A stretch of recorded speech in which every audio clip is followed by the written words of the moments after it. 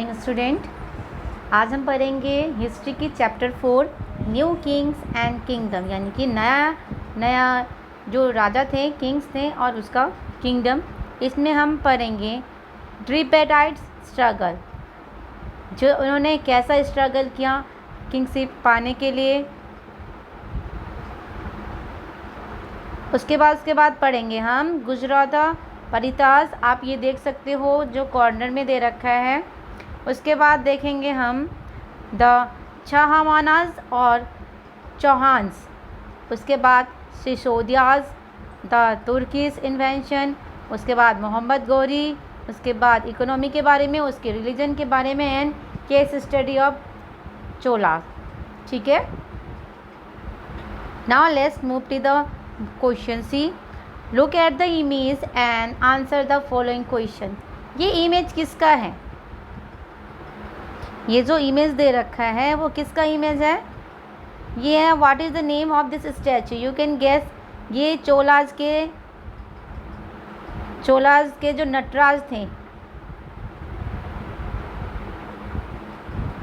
नटराज के ये स्टैचू का शायद दिखा रखा है आपको। उसके बाद देखिए what material is use to make this statue. कौन से मटेरियल यूज हुआ है इसके लिए? इसके लिए जब चोलाज का जब डायनेस्टी आया था उसमें कौन सा मटेरियल यूज हुआ था? कपर।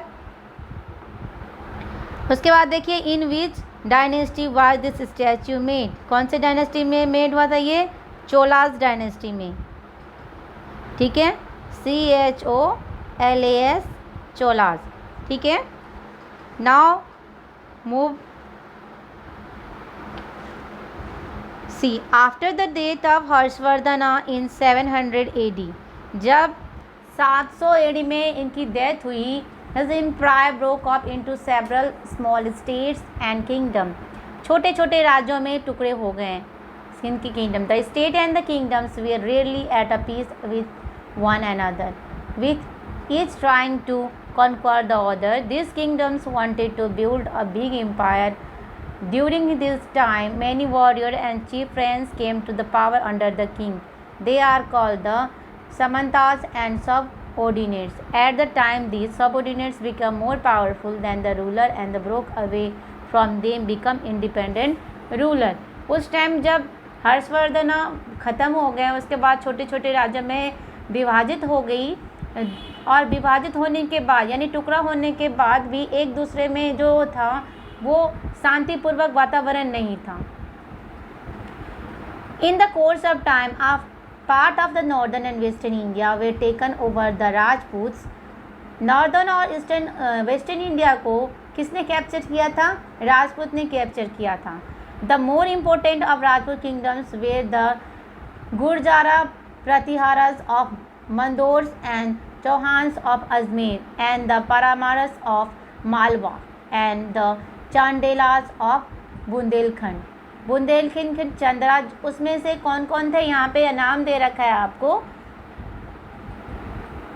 सी, डायनेस्ट, उसमें जो राजपूत के जो किंगडम था उस टाइम, उसमें जो लोग वहाँ पे फेमस थे, जो जिनके बारे में जिन्होंने वहाँ पे हैंडल किया था वो है जो मंदोर के हैंडल किया था। उसके बाद Chauhans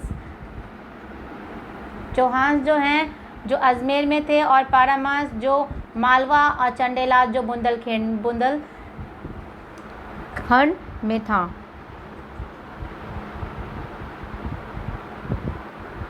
now see, over the rest of India, other powerful dynasties ruled. On the eastern side were the Palas, who held sway in the Bengal. In the Deccan region, the Rakshudrukudas and Cholukyas established powerful kingdom, where the Pandyas, Cholas and Cheras ruled over South India. उस time जब सब capture कर रहे थे तो उसमें से दो किंग जो थे बहुत पावरफुल थे। कौन कौन थे ये? राष्ट्रकूटाज एंड चौलाक्या, ये दोनों बहुत पावरफुल थे, और बाकी जो ये थे जो साउथ को रूल करते थे। नाउ अब हम पढ़ेंगे द ट्रिपेटाइट्स स्ट्रगल। इन्होंने क्या क्या स्ट्रगल किया, क्या क्या तकलीफ़ें झेली। See, the central of all political development in northern India and during the period of King Harshvardhan was Kanauj, since it was accessible by the river Ganga and Yamuna. Its location enables easy trade relations. There was a long battle between the Gujrats and the Rajputas and the Palas to control the Ganga Valley in the general and Kanauj in particular. बहुत सारे युद्ध यानी कि बहुत सारी लड़ाई हुई ये गंगा रिवर को कैप्चर करने के लिए. The struggle is known as tripartites struggle by the history, और इनकी जो स्ट्रगल को ट्रिपराइट हिस्ट्री में नाम दिया गया है. The Gurjara Pratiharas, according to the many historians, Gujaras came to the India with the Huns, a warlike tribe from the Central Asia. ये कहाँ से आए थे? एशिया से आए थे. At the end of 5th century AD. कब आए थे ये? 5th century में, जो 5वीं सदी चल रही थी उस time. They established kingdom in Punjab and southern Rajasthan. Hun Tansen visited India in 7th century AD. By this time, they were considered Kshatriyas of Indian origin. और उस टाइम क्षेत्रियाज को इंडियन ओरिजिन कहा जाता था. The Pratiharas were one of the most powerful of the various Gujarat clans. They established an empire known as Gujarat Pratiharas.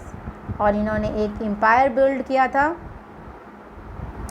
Kingdom in India around 1030. अब जब 1030 में kingdom India का कैसा था देखिए. आपको जो जैसे जैसे रूलर थे वैसे वैसे यहाँ पे नाम दे रखा है. चोलक्यास, एम्पायर, सारे दे रखे हैं आप. ठीक है. Now see the next is our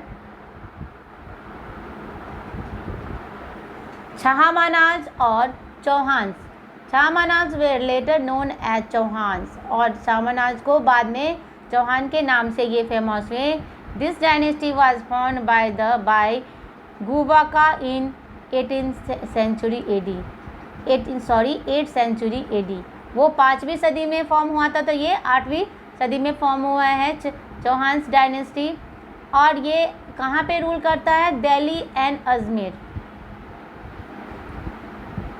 Delhi and Ajmer were the 2 major cities under the control of Chauhans और चहावनान्स. दिल्ली और जो अजमेर था वो 2 मेन सिटी था जिसके अंडर में ये जहाँ पे ये रूल करते हैं. पृथ्वीराज चौहान 3 दैट इज़ 1168 से लेके 1192 तक was the greatest ruler of this dynasty. और जब चौहान के नाम आते हैं तो पृथ्वीराज चौहान को हम कैसे भूल सकते हैं. उन्होंने जो पृथ्वीराज चौहान 3 थे उन्होंने यहाँ पे सबसे बड़ी इस डायनेस्टी के रूलर थे. He ascended the throne of Ajmer at the age of 14. और 14 साल की उम्र में ही इन्होंने अजमेर में अपना पैर जमाया था इन्होंने. ठीक है. यहाँ पे देख सकते हैं 14 साल के लिखा है. उसके बाद he made a conquest, he conquer small state of Rajasthan and Bundelkhand. उसके बाद लड़ाई करके उसने कौन कौन सी जगह को जीती है? राजस्थान, बुंदेलखंड. उसके बाद आगे देखें हम. The achievements and exploits of Prithviraj have been describe by the court poet. यानी कि हर एक जगह इनके बारे में आपको मिल सकता है जानकारी. Chandrabarda is his famous book Prithviraj. So in 1911 he defeated an Afghan ruler Sultan Muhammad Ghori in the first battle of Tehran. और इन्होंने मोहम्मद गौरी, हमने पहले भी नाम इनके बारे में पढ़ा है, उनको भी इन्होंने डिफीट किया है. डिफीट कब किया है? 1992 में.